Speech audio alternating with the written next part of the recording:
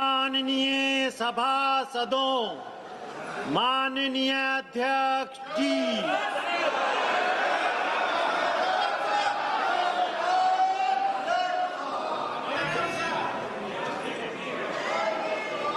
Item number 1, माननीय वित्त मंत्री Shrimati Nirmala Sitharaman ji.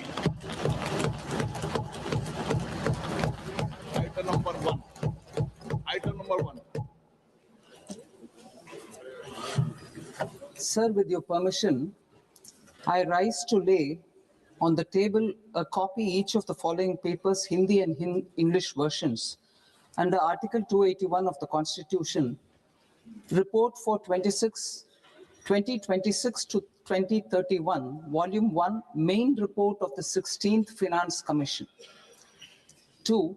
Report for 2026-2031, Volume 2, Annexures of the 16th Finance Commission. Number 3, explanatory memorandum as to the action taken on the recommendations contained in the above report. Item number 2, माननीय वित्त मंत्री Nirmala Sitharaman ji.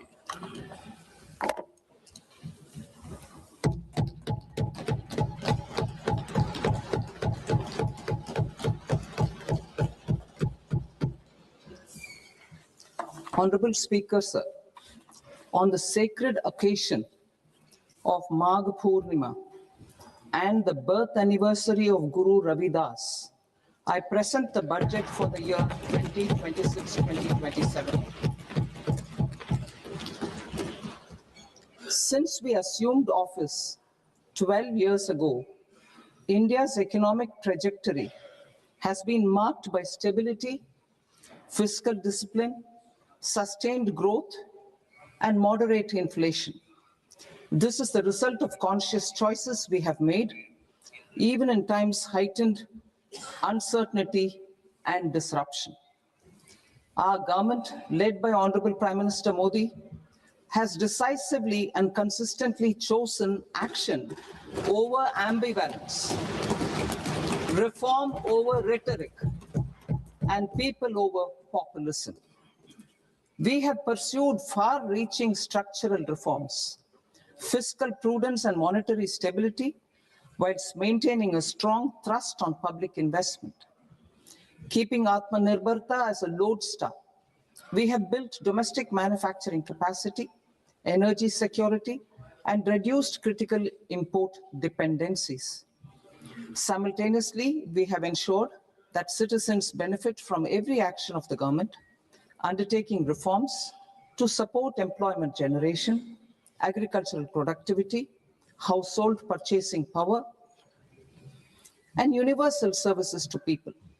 These measures have delivered a high growth rate of around 7% and helped us make substantial strides in poverty reduction and improvement in the lives of our people. Today, we face an external environment in which trade and multilateralism are imperiled and access to resources and supply chains are disrupted. New technologies are transforming production systems while sharply increasing demands on water, energy, and critical minerals. India will continue to take confident steps towards Vikasit Bharat, balancing ambition with inclusion. As a growing economy with expanding trade and capital needs, India must also remain deeply integrated with global markets, exporting more and attracting stable long-term investment. As I begin Part A, I want to express my gratitude to the people for standing firmly with us as we forge our way together towards becoming one of the largest economies of the world.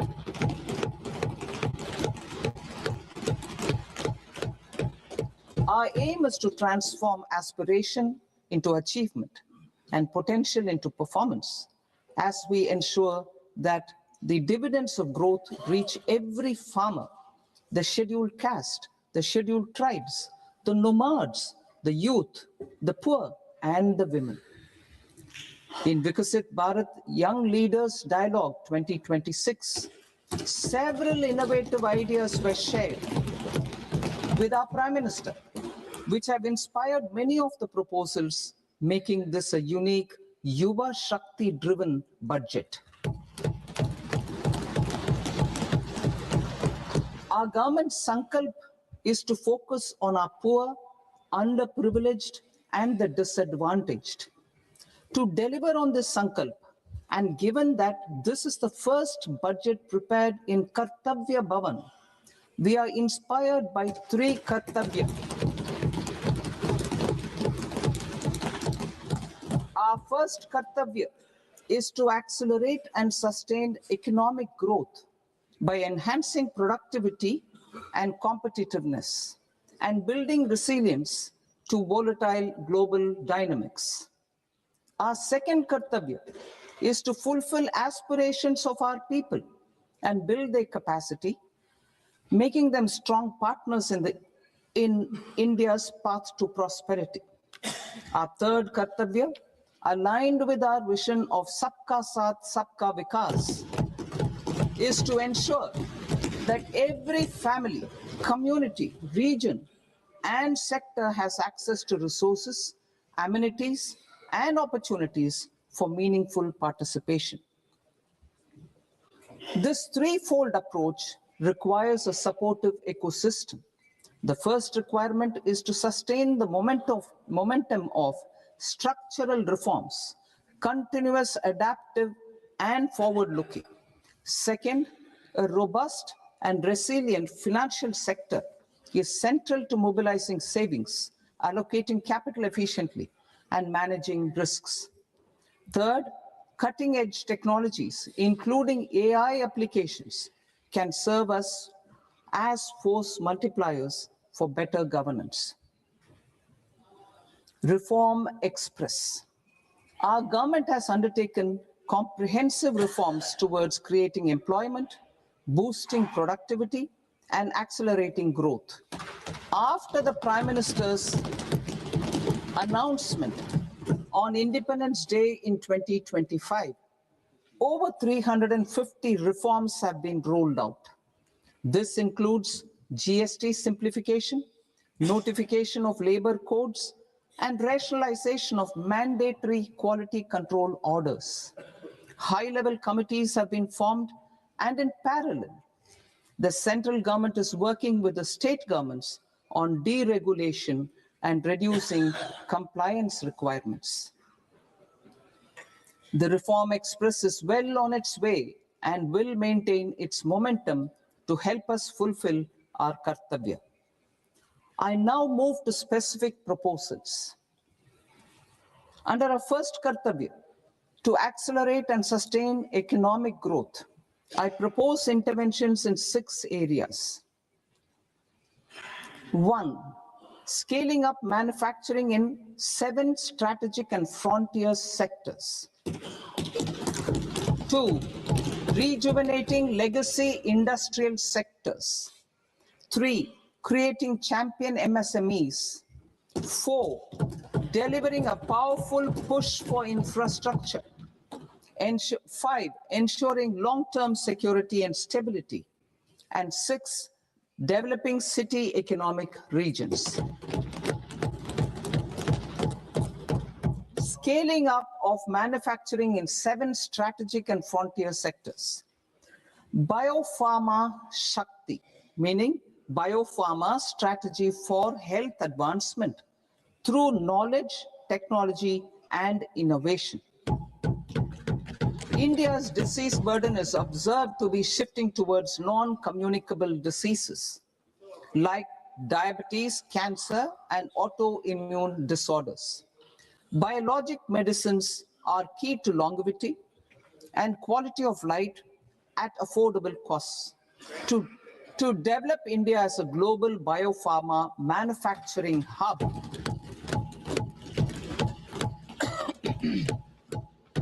I propose the Biopharma Shakti with an outlay of 10,000 crores over the next 5 years. This will build the ecosystem for domestic production of biologics and biosimilars. The strategy will include a biopharma-focused network with 3 new national institutes of pharmaceutical education and research, popularly known as NIPERs, and upgrading 7 existing ones. It will also create a network of 1,000 accredited India clinical trials sites. We propose to strengthen the Central Drug Standard Control Organization to meet global standards and approve timeframes through and approval timeframes through a dedicated scientific review cadre and specialists. India's Semiconductor Mission 1.0 expanded India's semiconductor sector capabilities.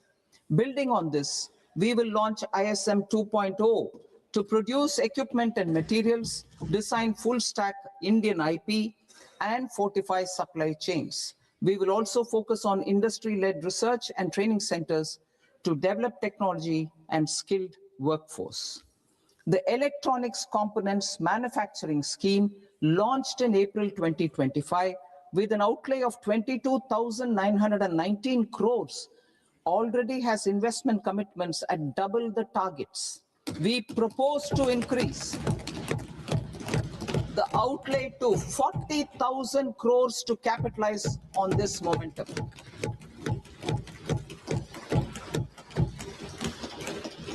A scheme for rare earth permanent magnets was launched in 2025 November.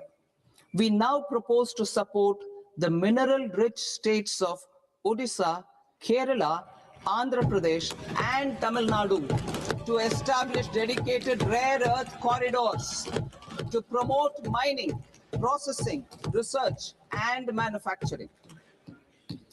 To enhance domestic chemical production and reduction import dependency and reduce import dependency, we will launch a scheme to support states in establishing 3 dedicated chemical parks through challenge route on a cluster-based plug-and-play model. Strong capital goods.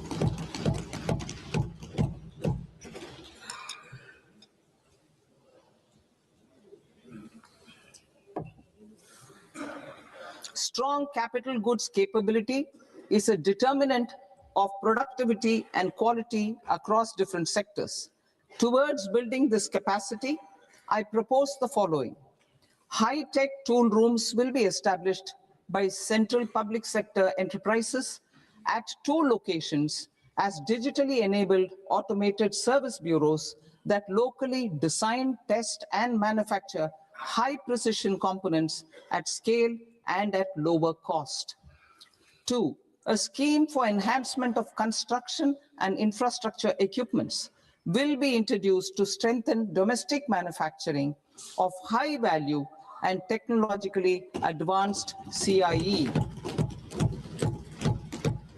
This can range from lifts in a multi-storied apartment or firefighting equipment in multiplexes, large or small, and to tunnel boring equipments for building metros and high-altitude roads.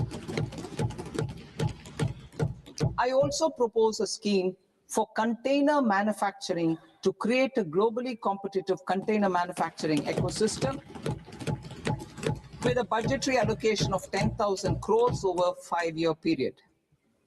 For the labor-intensive textile sector, I propose an integrated program with 5 subparts. 1, the National Fiber Scheme for self-reliance in natural fibers, such as silk, wool, and jute, man-made fibers, and new age fibers. Textile expansion and employment scheme to modernize traditional clusters with capital support for machinery, technology upgradation, and common testing and certification centers. 3, the National Handloom and Handicraft Program to integrate and strengthen existing schemes and ensure targeted support for weavers and artisans. Tex Eco initiative to promote globally competitive and sustainable textiles and apparels. Samarth 2.0 to modernize the upgrade the textile skilling ecosystem through collaboration with industry and academic institutions. Further, I propose to set up mega textile parks in challenge mode. They can also focus on bringing value addition to technical textiles. I propose to launch the Mahatma Gandhi Gram Swaraj initiative to strengthen khadi, handloom, and handicrafts. This will help in global market linkage and branding. It will streamline and support training, skilling, quality of process, and production. This will benefit our weavers, village industries, one district, one product, ODOP initiative, and also our rural youth. India has the potential to emerge as a global hub for high quality, affordable sports goods. I propose a dedicated initiative for sports goods that will promote manufacturing, research, and innovation in equipment design, as well as material sciences. Rejuvenation of legacy industrial clusters. I propose to introduce a scheme to revive 200 legacy industrial clusters to improve their cost competitiveness and efficiency through infrastructure and technology upgradation. Creating champion SMEs and supporting micro enterprises. Recognizing MSMEs as a vital engine of growth, I propose a three-pronged approach to help them grow as champions. Equity support. I propose to introduce a dedicated 10,000 crores SME growth fund to create future champions, incentivizing enterprises based on select criteria. I also propose to top up the Self-Reliant India Fund set up in 2021 with 2,000 crores to continue support to micro enterprises and maintain their access to risk capital. Liquidity support. With TREDS, more than 7 lakh crore has been made available to MSMEs. To leverage its full potential, I propose 4 measures. 1, mandate TREDS as the transaction settlement platform for all purchases from MSMEs by CPSEs, serving as a benchmark for other corporates. 2, introduce a credit guarantee support mechanism through CGTMSE for invoice discounting on TREDS platform. 3, link GEM with TREDS for sharing information with financiers about government purchases from MSMEs, encouraging cheaper and quicker financing. 4, introduce TREDS receivables as asset-backed securities, helping develop a secondary market, enhancing liquidity and settlement of transactions. Professional support. Government will facilitate professional institutions such as the ICAI, ICSI, ICMAI to design short-term modular courses and practical tools to develop a cadre of corporate mitras, especially in Tier 2 and Tier 3 towns. These accredited para-professionals will help MSMEs meet compliance requirements at affordable costs. Infrastructure. During this past decade, our government has undertaken several initiatives for large-scale enhancement of public infrastructure, including through new financing instruments such as Infrastructure Investment Trust in WITS and Real Estate Investment Trust REITs and institutions like NIIF and NABFID. We shall continue to focus on developing infrastructure in cities with over 5 lakh population, that is tier 2, tier 3 cities, which have expanded to become growth centers. Public capital expenditure has increased manifold from 2 lakh crore in 2014-15 to an allocation of 11.2 lakh crore in BE 25-26. In this coming year, that is financial year 2026-27, I propose to increase it to 12.2 lakh crores to continue the momentum. To strengthen the confidence of private developers regarding risks during infrastructure development and construction phase, I propose to set up an infrastructure risk guarantee fund to provide prudentially calibrated partial credit guarantee to lenders. Over the years, REITs have emerged as a successful instrument for asset monetization. I propose to accelerate recycling of significant real estate assets of the CPSEs through the setting up of dedicated REITs. To promote environmentally sustainable movement of cargo, I propose to 1. Establish new dedicated freight corridors connecting Dankuni in the east to Surat in the west. Operationalize 20 new national waterways over the next 5 years, starting with National Waterways 5 in Orissa to connect mineral-rich areas of Talcher and Angul and industrial centers like Kalinga Nagar to the ports of Paradeep and Dhamra. Training institutes will be set up as regional centers of excellence for development of required manpower for these waterways.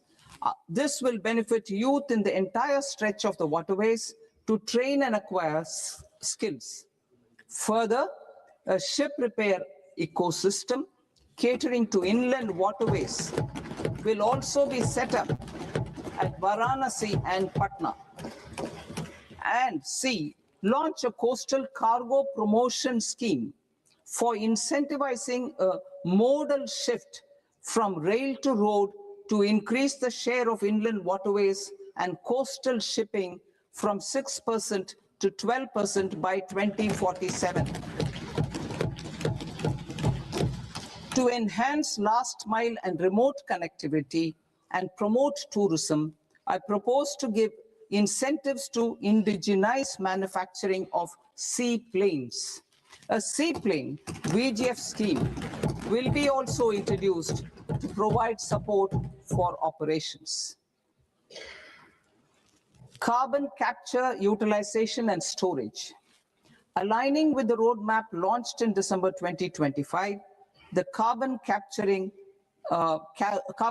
utilization and storage technologies at scale will achieve higher readiness and in end-use application across 5 industrial sectors, including power, steel, cement, refineries, and chemicals. An outlay of 20,000 crore is proposed over the next 5 years for this purpose. City economic regions. Cities are India's engines of growth, innovation, and opportunities. We shall now focus on tier 2, tier 3 cities, and even temple towns, which need modern infrastructure and basic amenities. This budget aims to further amplify the potential of cities to deliver the economic power of agglomerations by mapping city economic regions based on their specific growth drivers. An allocation of 5,000 crore per CER over 5 years is proposed for implementing their plans through a challenge mode with a reform cum result-based financing mechanism. In order to promote environmentally sustainable passenger systems, we will develop 7 high-speed rail corridors between cities as growth connectors, namely Mumbai to Pune, Pune to Hyderabad, Hyderabad to Bengaluru, Hyderabad to Chennai, Chennai to Bengaluru, Delhi to Varanasi, Varanasi to Siliguri.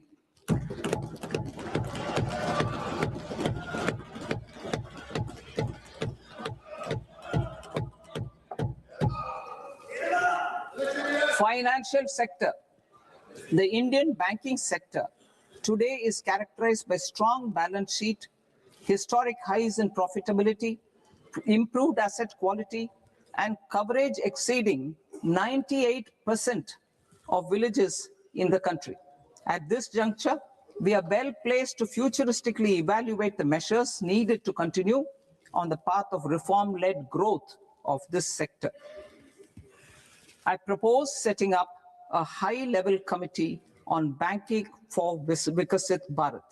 High-level committee on banking for Vikasit Bharat to comprehensively review the sector and align it with India's next phase of growth, while safeguarding financial stability, inclusion, and consumer protection. The vision for NBFCs for Vikasit Bharat has been outlined with clear targets for credit disbursement and technology adoption in order to achieve scale and improve efficiency in the public sector NBFCs. As a first step, it is proposed to restructure the Power Finance Corporation and Rural Electrification Corporation. I propose a comprehensive review of the foreign exchange management non-debt instruments rules to create a more contemporary, user-friendly framework for foreign investments consistent with India's evolving economic priorities. Corporate bond market. I propose to introduce a market-making framework with suitable access to funds and derivatives on corporate bond indices. I also propose to introduce total return swaps on corporate bonds. Municipal bonds.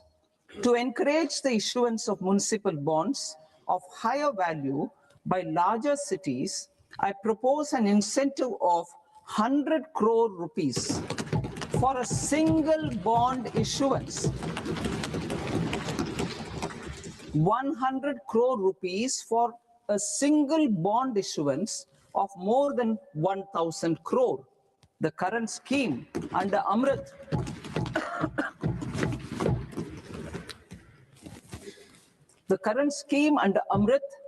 which incentivizes issuances up to 200 crores only, will also continue to support smaller and medium towns. That will also continue to support the smaller and medium towns. Ease of doing business.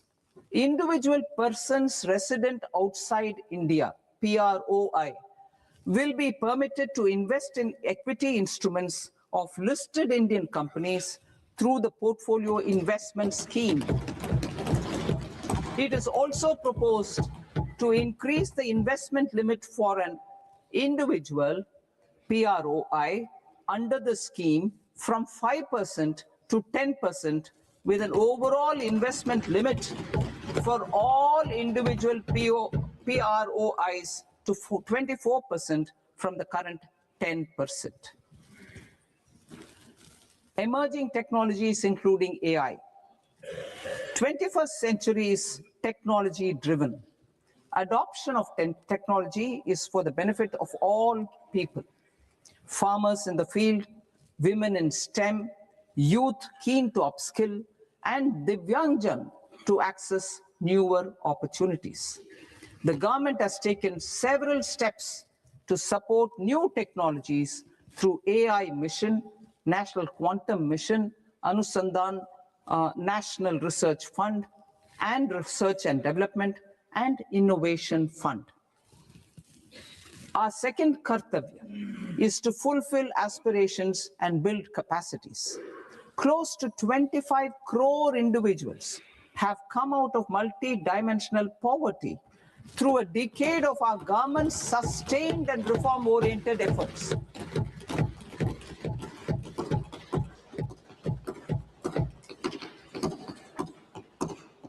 Our government has therefore decided to place a renewed emphasis on the service sector to provide a pathway to fulfilling aspirations of a youthful India with the following measures.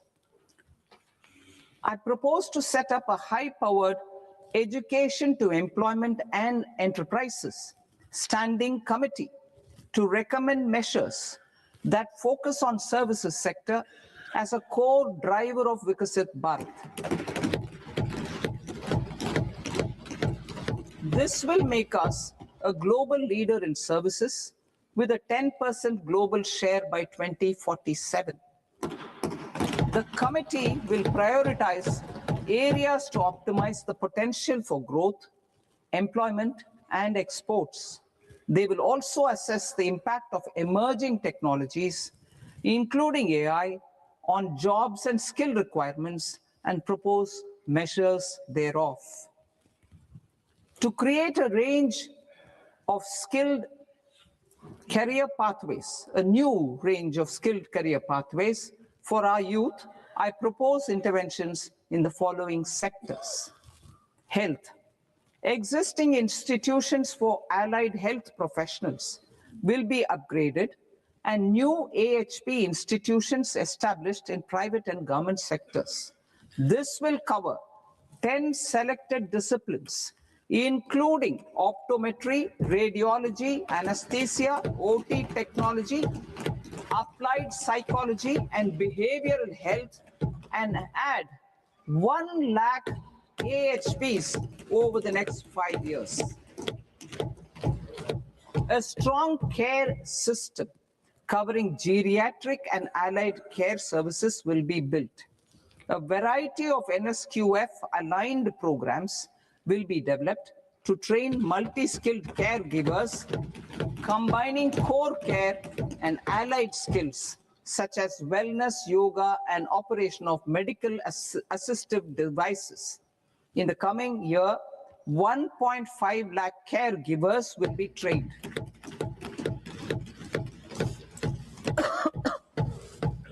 Hubs for medical value tourism.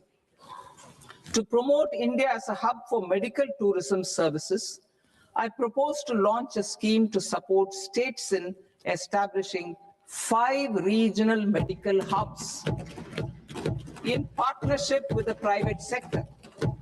These hubs will serve as integrated healthcare complexes that combine medical, educational, and research facilities. They will have Ayush centers, medical value tourism facilitation centers, and infrastructure for diagnostics, post-care, and rehabilitation. These hubs will provide diverse opportunities, job opportunities for health professionals, including doctors and AHPs. Ancient Indian yoga, already respected in several parts of the world, was given a mass global recognition when Honorable Prime Minister took it to the UN. Post-COVID, Ayurveda gained a similar global acceptance and recognition. Exporting quality Ayurveda products helps farmers who grow the herbs and youth who process the products. To meet growing global demand, a few more steps are being taken. I propose to, 1, set up 3 new All India Institutes of Ayurveda. 2, upgrade Ayush pharmacies and drug testing labs for higher standards of certification ecosystem and make available more skilled personnel. 3, upgrade the WHO Global Traditional Medicine Center in Jamnagar to bolster evidence-based research, training, and awareness for traditional medicine. Animal husbandry. Livestock contributes to close to 16% of farm income including of poor and marginal households. To scale up availability of veterinary professionals by more than 20,000, I propose to roll out a loan-linked capital subsidy support scheme for establishment of veterinary and para-veterinary colleges, veterinary hospitals, diagnostic laboratories, and breeding facilities in private sector. Collaboration between Indian and foreign institutions will also be facilitated. Orange economy. India's animation, visual effects, gaming and comics sector, ABGC sector, is a growing industry projected to require 2 million professionals by 2030. I propose to support the Indian Institute of Creative Technologies, Mumbai, in setting up ABGC content creator labs in 15,000 secondary schools all over the country and 500 colleges. The Indian design industry is expanding rapidly, and yet there is a shortage of Indian designers. I propose to establish, through Challenge Route, a new National Institute of Design to boost design education and development in the eastern region of India. Education. Our government will support states through Challenge Route in creating 5 university townships in the vicinity of major industrial and logistics corridors. These planned academic zones will host multiple universities, colleges, and research institutions, skill centers, and residential complexes. In higher education, STEM institutions prolonged hours of study and laboratory work pose some challenges for girl students. Through VGF, viability gap funding and capital support, one girls' hostel will be established in every district.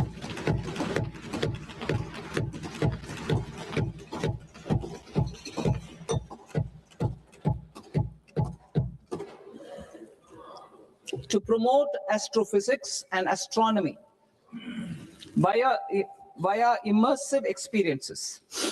4 telescope infrastructure facilities will be set up or upgraded. The National Large Solar Telescope, the National Large Optical Infrared Telescope, the Himalayan Chandra Telescope, and the Cosmos 2 Planetarium. Tourism. The tourism sector has the potential to play a large role in the employment generation, forex earnings, and expanding the local economy. I propose to set up a National Institute of Hospitality by upgrading the existing National Council for Hotel Management and Catering Technology. It will function as a bridge between academia, industry, and government. I also propose a pilot scheme for upskilling 10,000 guides in 20 iconic tourist sites through a standardized, high-quality, 12-week training course in hybrid mode in collaboration with the Indian Institute of Management. A national destination digital knowledge grid will be established to digitally document all places of significance, cultural, spiritual, and heritage. This initiative will create a new ecosystem of jobs for local researchers, historians, content creators, and technology partners. India has the potential and opportunity to offer world-class trekking and hiking experience. We will develop ecologically sustainable mountain trails in Himachal Pradesh, Uttarakhand, and Jammu Kashmir. Also in Araku Valley in the Eastern Ghats, and Podigai Malai in the Western Ghats. Turtle trails along key nesting sites in the coastal areas of Odisha, Karnataka, and Kerala. And 3, bird watching trails along the Pulikat Lake in Andhra Pradesh, Tamil Nadu. It's on the border. Under the visionary leadership of Honorable Prime Minister, we established the International Big Cat Alliance in 2024. This year, India is hosting the first ever Global Big Cat Summit, where heads of governments and ministers from 95 range countries will deliberate on collective strategies for conservation. Heritage and culture tourism. I propose to develop 15 archaeological sites, including Lothal, Dholavira, Rakigadi, Adichanallur, Saranath, Hastinapur, and Leh Palace into vibrant experiential cultural destinations. Excavated landscapes will be open to the public through curated walkways. Immersive storytelling skills and technologies will be introduced to help conservation labs, interpretation centers, and guides. The sports sector provides multiple means of employment, skilling, and job opportunities. Taking forward the systematic nurturing of sports talent, which is set in motion through the Khelo India program earlier, I propose to launch a Khelo India mission to transform the sports sector over the next decade. The mission will facilitate an integrated talent development pathway supported by training centers, which are foundational, intermediate, and elite levels. B, systematic development of coaches and support staff. C, integration of sports science and technology. D, competitions and leagues to promote sports culture and provide platforms. And E, development of sports infrastructure for training and competition. Our third Kartavya aligns with our vision of Sabka Saath Sabka Vikas towards Vikasit Bharat. This requires targeted efforts for 1, increasing farmer incomes through productivity enhancement and entrepreneurship, with special attention to small and marginal farmers. B, empowering Divyangjan through access to livelihood opportunities, training, and high-quality assistive devices. C, empowering the vulnerable to access mental health and trauma care. D, focus on the Purvodaya states and the Northeast region to accelerate development and employment opportunities. Fisheries.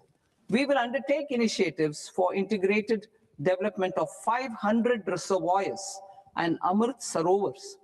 2, strengthen the fisheries value chain in coastal areas and enable market linkages involving startups and women-led groups together with fish farmer producer organizations. Animal husbandry. To provide quality employment opportunities in rural and peri-urban areas, we will support the animal husbandry sector in entrepreneurship development through A, credit-linked subsidy program, B, scaling up and modernization of livestock enterprises, C, enhanced creation of livestock, dairy, and poultry,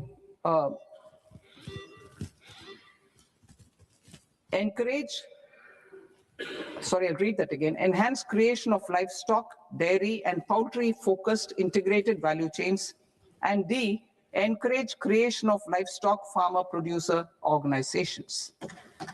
High-value agriculture. To diversify farm outputs, increase productivity, enhance farmers' incomes, and create new employment opportunities, we will support high-value crops such as coconut, sandalwood, cocoa, cashew in the coastal areas. Agar trees in Northeast and nuts such as almonds, walnuts, and pine nuts in our hilly regions. These, all of them, will be supported. India is the world's largest producer of coconuts. About 30 million people, including nearly 10 million farmers, depend on coconuts for their livelihood. To further enhance competitiveness in coconut production, I propose a coconut promotion scheme to increase production and enhance productivity through various interventions, including replacing and non-productive trees with new saplings or plants or varieties in major coconut growing states. A dedicated program is proposed for Indian cashew and cocoa to make India self-reliant in raw cashew and coconut production and processing, enhance export competitiveness, and transform Indian cashew and Indian cocoa into premium global brands by 2030. Sandalwood. Sandalwood is closely linked to India's social and cultural heritage.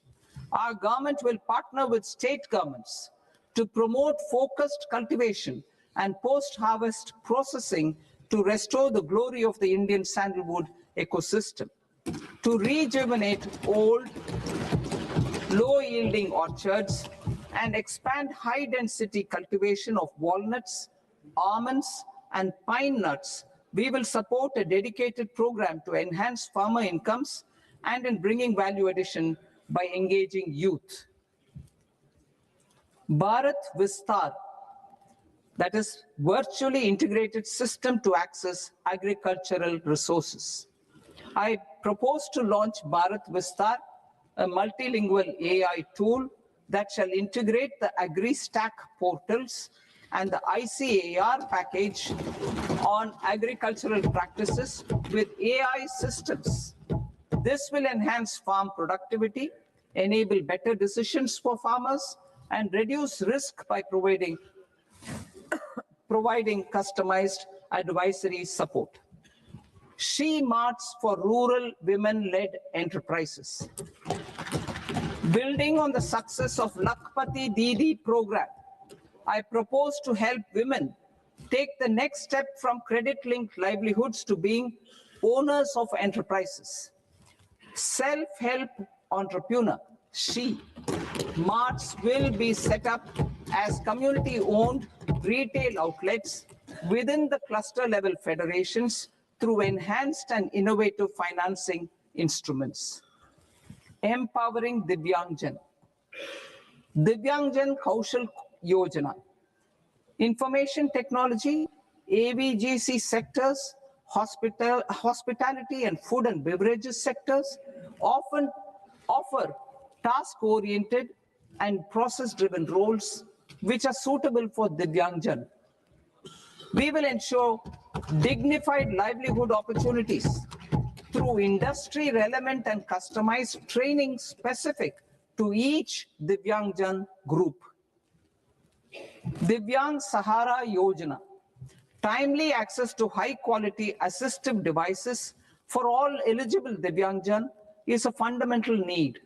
I propose to, 1, support the Artificial Limbs Manufacturing Corporation of India, Alimco, to set up and to scale up production of assistive devices, invest in R&D and AI integration, strengthen PM Divyasha Kendras, and support setting up of assistive technology marts as modern retail style centers where Divyangjan and senior citizens can see, try, and purchase assistive products. Reaffirming our commitment to mental health and trauma care. There are no national institutes for mental health care in North India. We will therefore set up a NIMHANS 2 and also upgrade national mental health institutes in Ranchi and in Tezpur as regional apex institutions. Emergencies expose families, particularly the poor and vulnerable, to unexpected expenditure. We will strengthen and increase these capacities by 50% in district hospitals by establishing emergency and trauma care centers. Focus on Purvodaya states and northeastern regions. Purvodaya, I propose the development of an integrated East Coast industrial corridor with a well-connected node at Durgapur, creation of 5 tourism destinations in 5 Purvodaya states, and the provision of 4,000 e-buses. Buddhist sites in northeastern region. The northeastern region is a civilizational confluence of Theravada and Mahayana or Vajrayana traditions.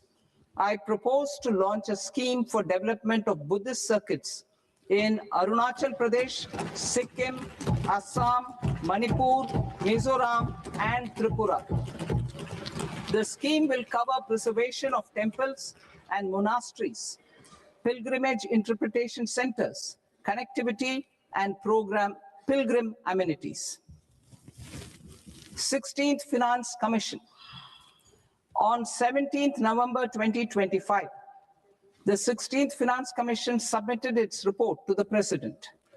As mandated under Article 281 of the Constitution, the government is to lay the report along with the explanatory memorandum on the action taken report on the recommendations of the Commission in Parliament, which, Sir, Honorable Speaker, you've allowed me to do at the commencement of this session. The government has accepted the recommendation of the Commission to retain the vertical share of devolution at 41%. As recommended by the Commission, I have provided 1.4 lakh crores of rupees to the states for the year 2026-2027 as Finance Commission grants. These include rural and urban local body and disaster management grants. Fiscal consolidation. Government has been delivering on our fiscal commitments consistently without compromising on social needs. To strive towards accepted standards of fiscal management in Budget 25-26, I had indicated that the central government would target reaching a debt to GDP ratio of 50 plus or minus 1% by 2030-31. In line with this, the debt to GDP ratio is estimated to be 55.6% of GDP in BE 26-27. compared to 56.1% of GDP in RE 25-26. A declining debt to GDP ratio will gradually free up resources for priority sector lending and expenditure by reducing the outgo on interest payments. One of the main operational instruments for debt targeting is the fiscal deficit. I'm happy to inform this august House that I fulfilled my commitment made in 2021-2022 to reduce fiscal deficit below 4.5% of GDP by 25-26. In RE 25-26, the fiscal deficit has been estimated at par with BE of 2025-26 at 4.4% of GDP. In line with the new fiscal prudence path of debt consolidation, the fiscal deficit in BE 26-27 is estimated to be 4.3% of the GDP.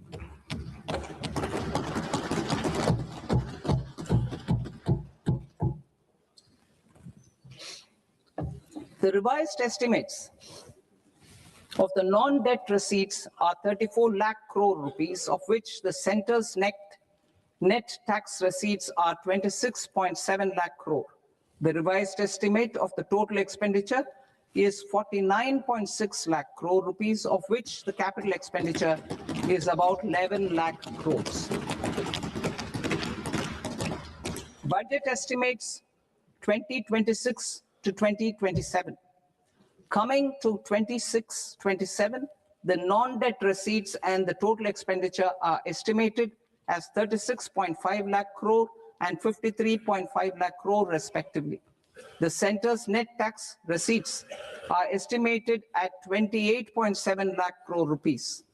To finance the fiscal deficit, the net market borrowings from dated securities are estimated at 11.7 lakh crore rupees. The balance financing is expected to come from small savings and other sources. The gross market borrowings are estimated at 17.2 lakh crore rupees. I'll now move to Part B. Part B, direct taxes.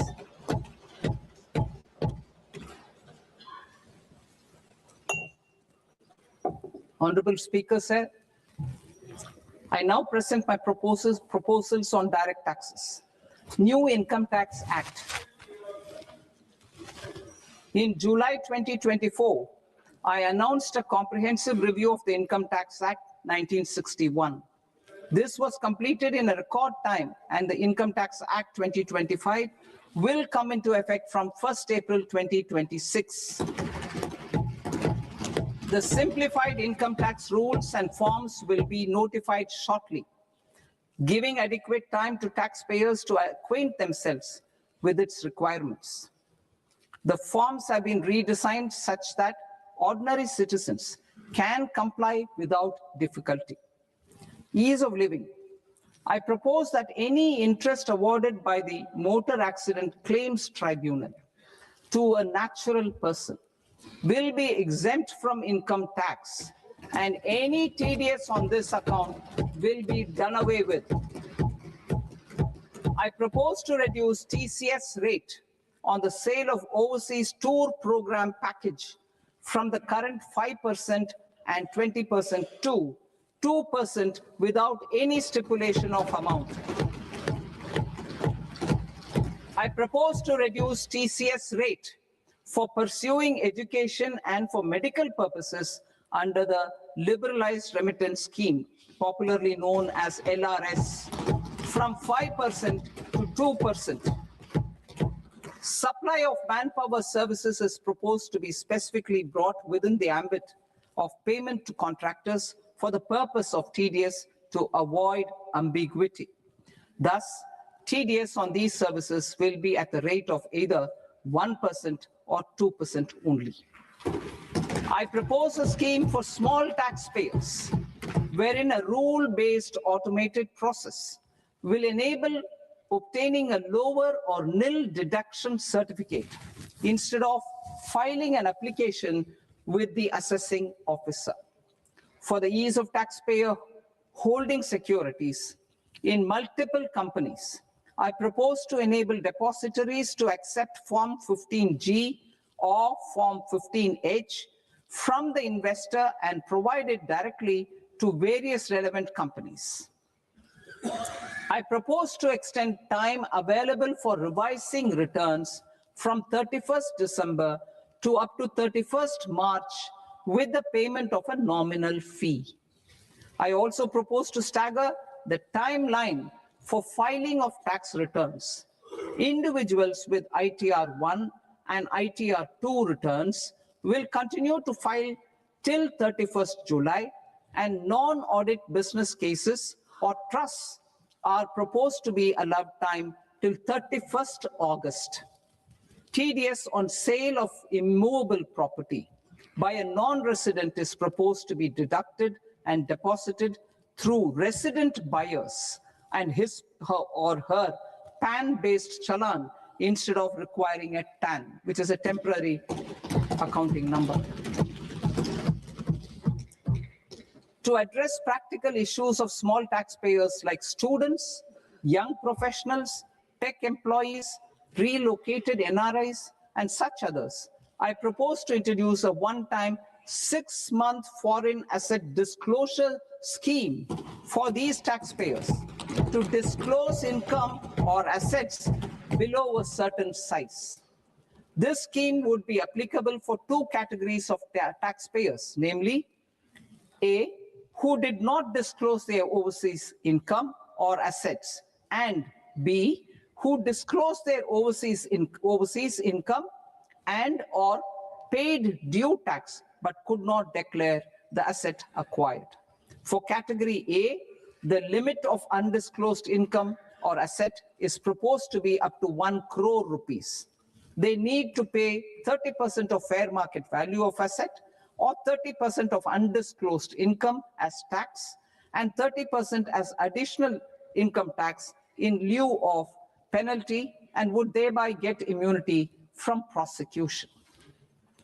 For category B, asset value is proposed to be up to 5 crore rupees.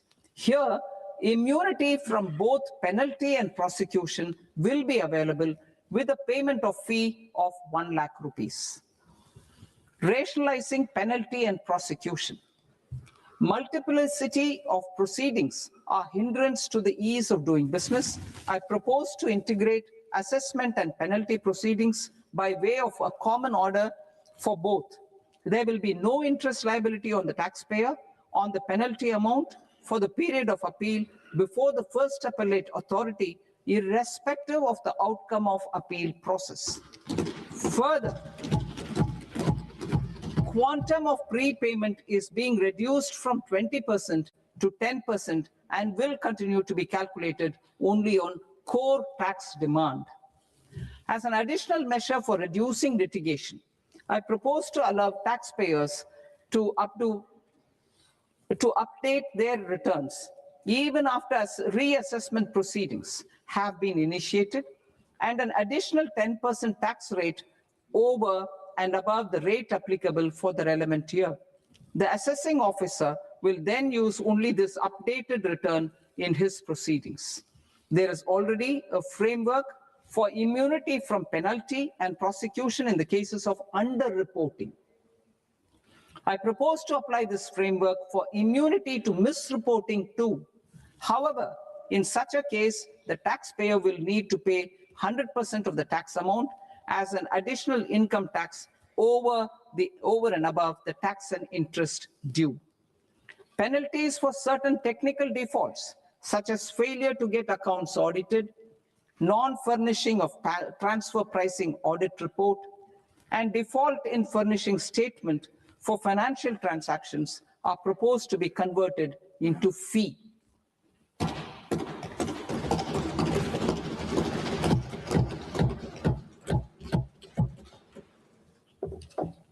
I propose to rationalize prosecution framework under Income Tax Act while maintaining a careful balance for deterrence in some serious offense.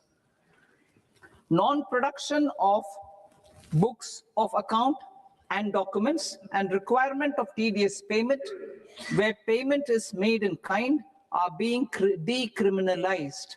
Further, minor offenses will attract fine only. The remaining prosecutions will be graded commensurate with the quantum of offense. They will entail only simple imprisonment with maximum imprisonment reduced to 2 years and power to courts to convert even those into fines. There is no penalty. There's no penalty presently for non-disclosure of non-immovable foreign assets with aggregate value less than 20 lakh rupees. I propose to also provide them with immunity from prosecution with retrospective effect from 1/10/2024.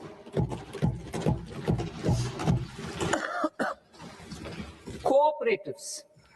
Deduction is already allowed to a primary cooperative society engaged in supplying milk, oilseeds, fruits or vegetables raised or grown by its members. I propose to extend this deduction to also include supply of cattle feed and cotton seed produced by its members. I propose to allow inter-cooperative society dividend income as deduction under the new tax regime to the extent it is further distributed to its members. I further propose to allow exemption for a period of 3 years to dividend income received by a notified national cooperative federation on their investments made in companies up to 31/1/2026. This exemption would be allowed only for dividends further distributed to its member cooperatives. Supporting IT sector as India's growth engine.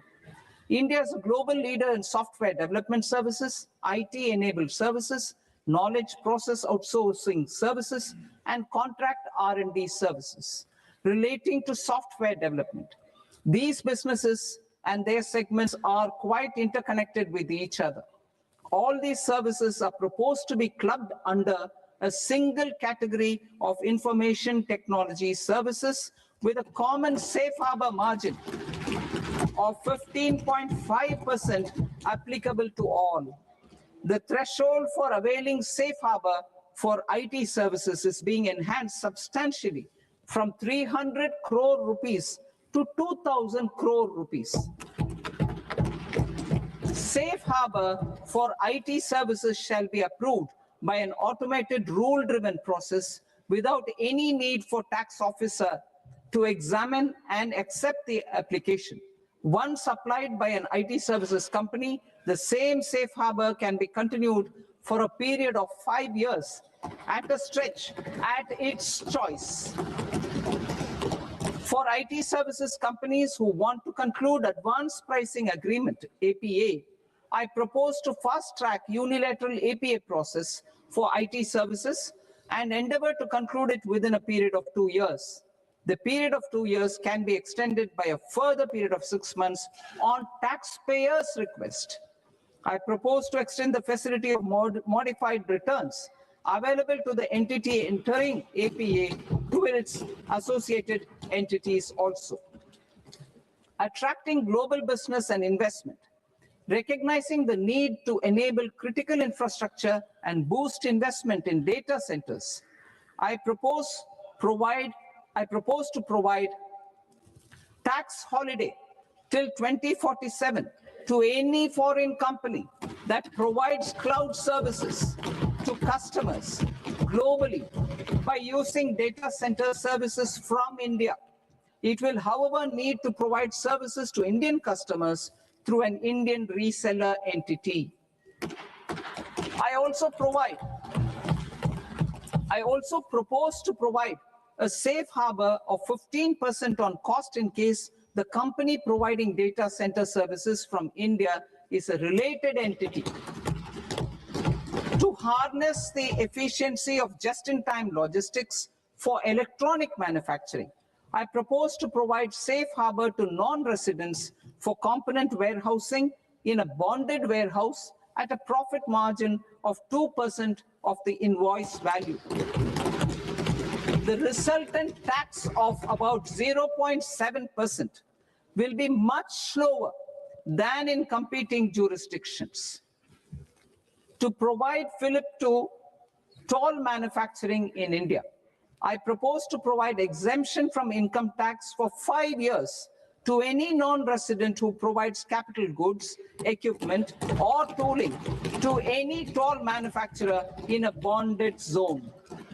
To encourage vast pool of global talent to work in India for a longer period of time, I propose to provide exemption to global, non-India sourced income of a non-resident expert for a stay period of 5 years under notified schemes.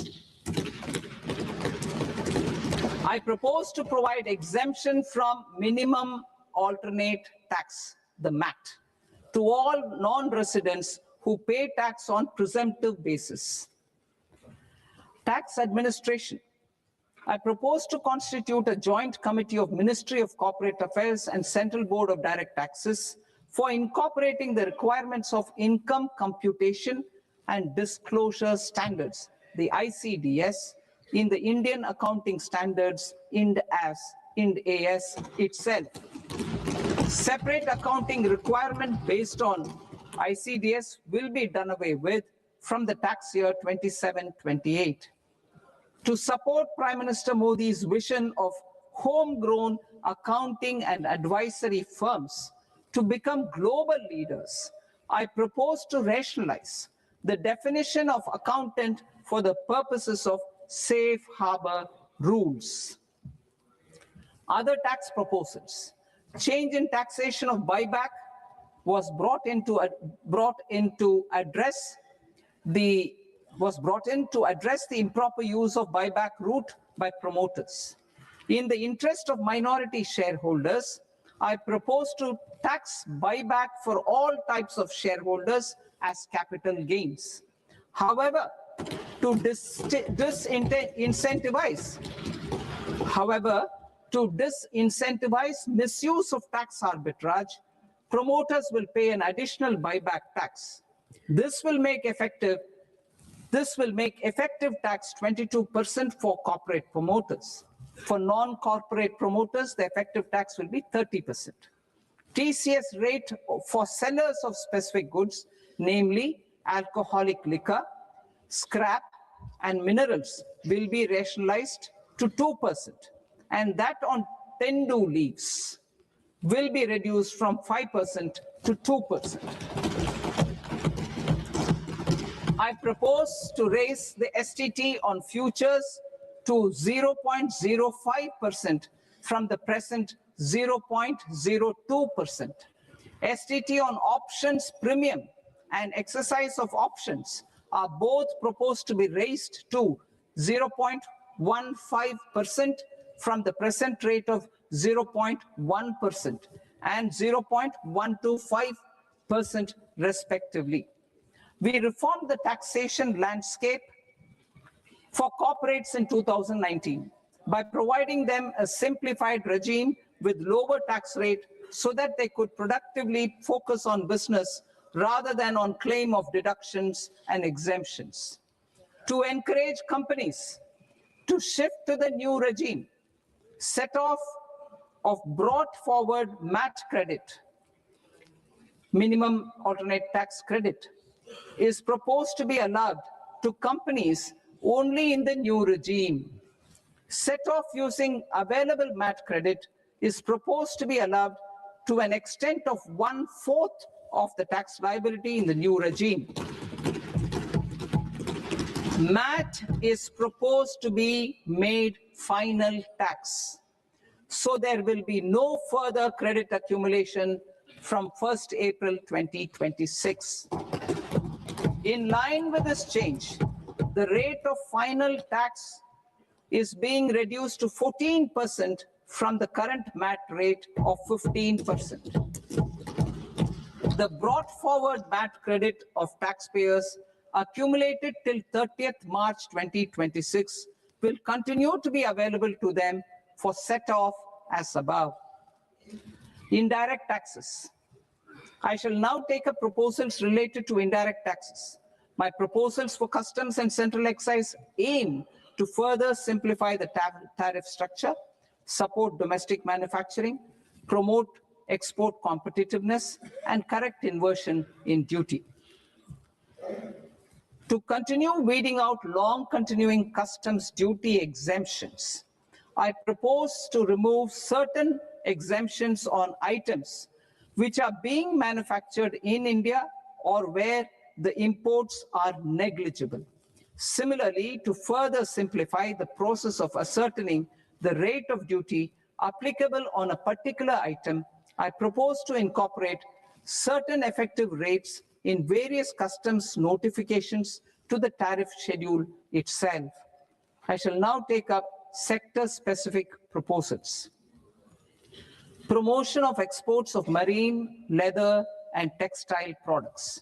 I propose to increase the limit for duty-free imports of specified inputs used for processing seafoods for export from the current 1% to 3% of FOB value of the previous year's export turnover. I also propose to allow duty-free imports of specified inputs, which is currently available for exports of leather or synthetic footwear, to exports of shoe uppers as well. I propose to extend the time period for export of final product from the existing 6 months to 1 year for exporters of leather or textile garments, leather or synthetic footwear, and other leather products. Energy transition and security. I propose to extend the basic customs duty exemption given to capital goods used for manufacturing lithium-ion cells for batteries to those used for manufacturing lithium-ion cells for battery energy storage systems also. I propose to exempt basic customs duty on import of sodium antimonate for use in manufacture of solar glass. Nuclear power. I propose to extend the existing basic customs duty exemption on imports of goods required for nuclear power projects till the year 2035 and expand it for all nuclear plants irrespective of their capacity. Critical minerals. It is proposed to provide basic customs duty exemption to the import of capital goods required for the processing of critical minerals in India. Biogas blended CNG. I propose to exclude the entire value of biogas while calculating the central excise duty payable on biogas blended CNG. Civil and defense aviation.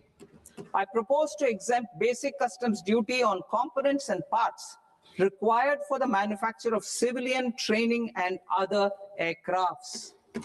It is proposed to exempt basic customs duty on raw materials imported for the manufacture of parts of aircraft to be used in maintenance, repair, or overall requirements by units in the defense sector. Electronics.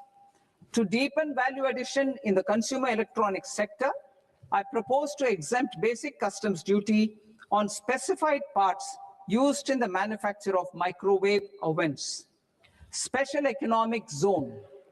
To address the concerns arising about utilization of capacity by manufacturing units in the special economic zones due to global trade disruptions, I propose as a special one-time measure to facilitate sales by eligible manufacturing units in SEZs to the domestic tariff area at concessional rates of duty. The quantity of such sales will be limited to a prescribed proportion of their exports. Necessary regulatory changes will be undertaken to operationalize the measures while ensuring level playing field for the units working in the DTA. Ease of living. To rationalize the customs duty structure for goods imported for personal use, I propose to reduce the tariff rate on all dutiable goods imported for personal use from 20% to 10%. To provide relief to patients, particularly those suffering from cancer, I propose to exempt basic customs duty on 17 drugs or medicines.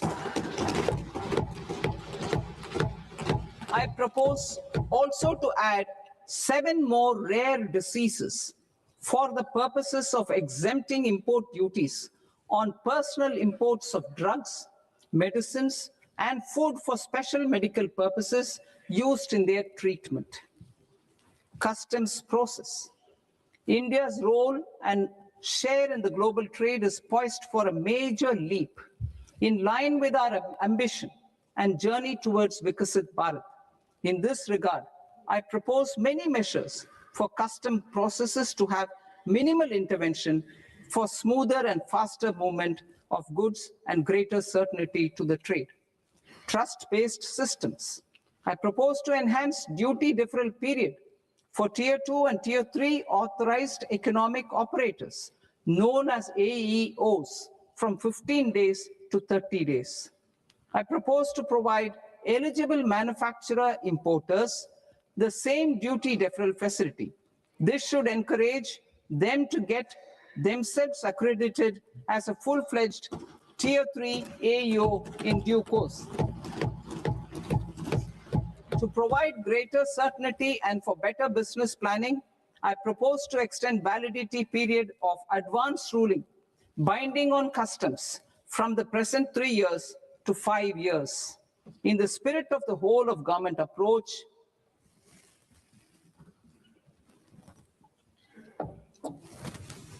government agencies will be encouraged to leverage AEO accreditation for preferential treatment in clearing their cargo.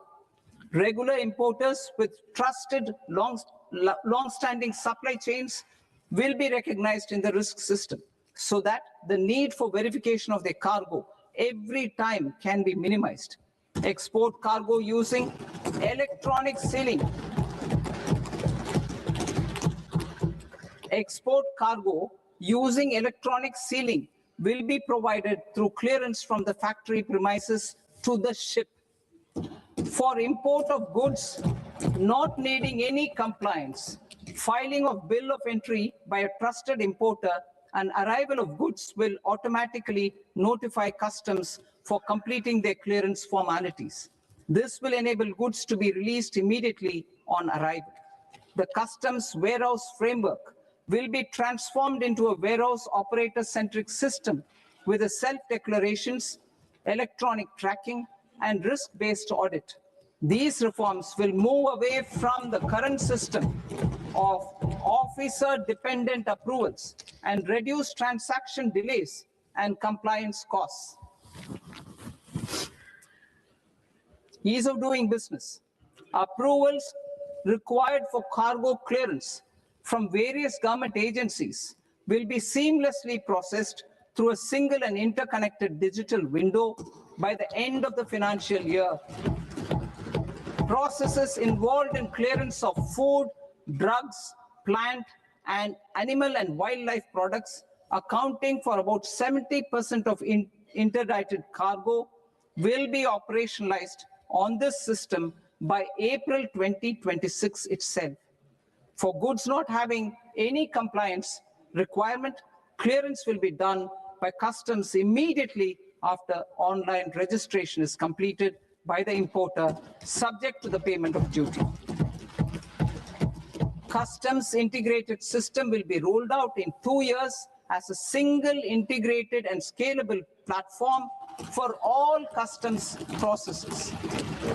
Utilization of non-intrusive scanning with advanced imaging and AI technology for risk assessment will be expanded in a phased manner with the objective to scan every container across all the major ports.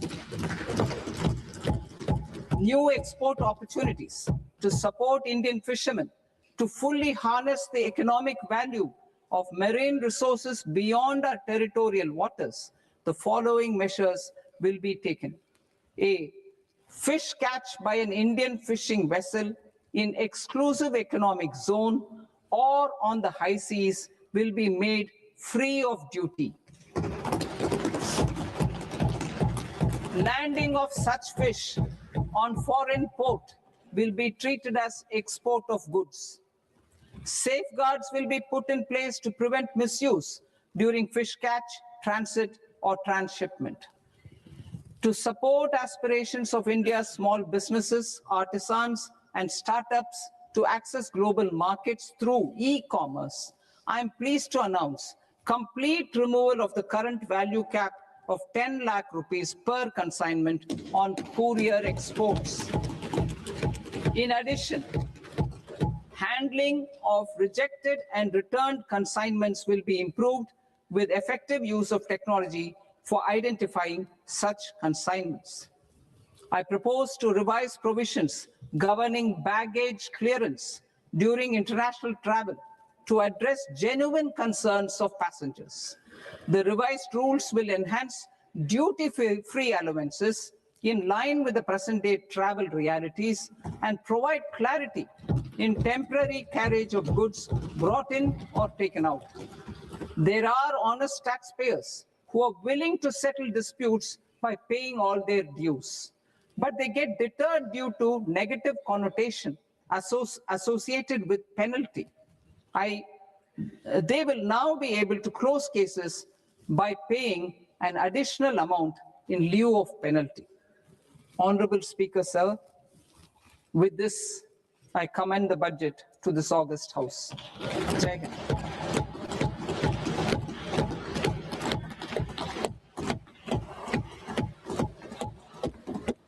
One and a half hours. Item number 3 माननीय वित्त मंत्री जी।